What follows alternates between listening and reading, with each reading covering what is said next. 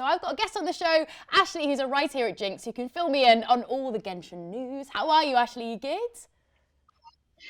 I'm doing very well, thanks, and you? Good, not too bad, thank you, not too bad. So, for those of who like me who don't play Genshin, can you tell us a little bit about the game and kind of what it's all about? Yeah, no problem. So, Genshin Impact is an open world RPG from Chinese developer Hoyoverse, and the game is set in a fantasy world called Tevat. So, players who are affectionately called travelers, they get to follow the journey through this amazing fantasy world as one of two protagonists siblings Ether, who is the male protagonist, or Yeah. Lumine, who is the female protagonist. And depending on which protagonist they have selected at the start of the game, they get to follow a journey throughout Tevat, trying to locate their missing sibling. So if you have chosen Ether, you will have to find Lumine and vice versa. And throughout their journey across Tevat, they will unlock new regions, they will meet new characters, and get to unlock the mysteries that Tevat holds, and includes themselves as well.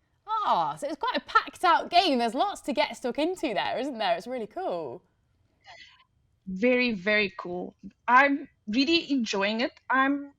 This is my second playthrough of Genshin, so each of them is sort of taking different turns. I'm taking a chance with each of the protagonists and kind of see how the journey really unfolds as either characters. Absolutely, because there's quite a few new characters in this update, isn't there? Can you tell us a little bit about some of the new characters that we see? Indeed. So the 3.3 update will introduce two more characters, Farazan and the Wanderer, whom travelers may know him as Scaramouche, who is Mm. one of the members of the Fatui Harbinger. But this time, we don't really know exactly what the Wanderer is about.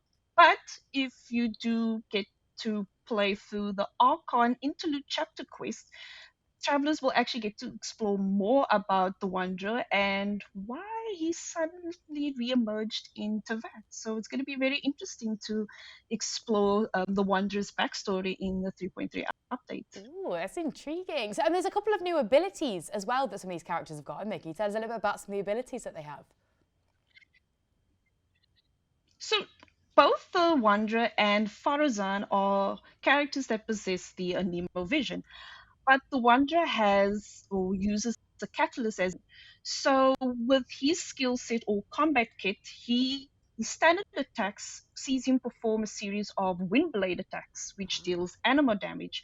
But when he casts his elemental skill, he will deal first AoE or area of effect damage before launching himself into the air, which sees him use his wind blades to hover pretty much across the area of effect.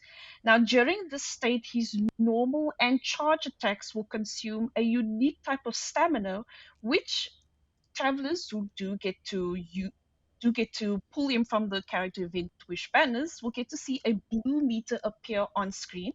And this basically, if he is hovering state, it will consume that specific stamina and also increases his normal and charge attacks, and the area of effect will also increase. But when he uses his elemental burst, he uses the air within AoE and performs single attack on the enemies for waves of AoE damage.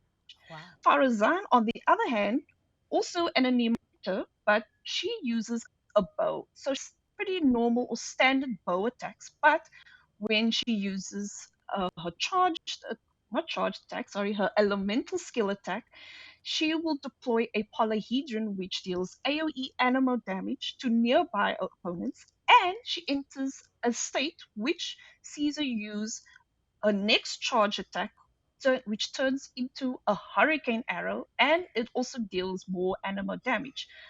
Elemental Burst also deploys another legion, but this time it follows a trajectory in the form of a triangular. And once each target hits every corner, it deals a special kind of attack called a whirlwind pulse, which once it hits enemies within that corner, their animal resistance becomes decreased, and it grants characters an damage bonus.